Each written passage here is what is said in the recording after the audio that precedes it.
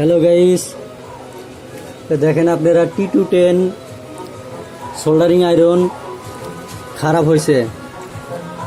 আগের থেকে লাটগুলা খুলে রাখছি, তারপরে ভিডিও বানাইলাম, মানে যে কি হয়েছে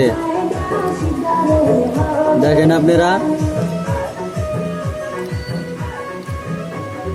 খুললাম, খোলার পরে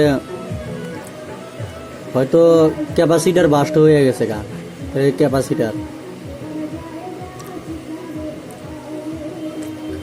ক্যাপাসিটারটা বাস্ট হয়েছে, তার জন্য লাইন পাইতেছে না, কোনো কামই করতেছে না।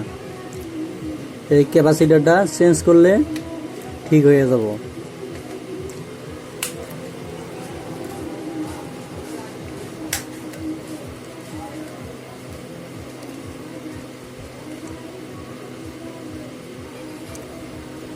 দেখেন আপনারা কিভাবে ঠিক করতে হয়।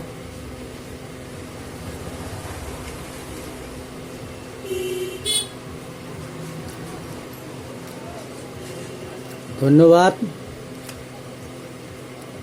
ফুল ভিডিও দেখার জন্য। স্কিপ করে দেখবেন না।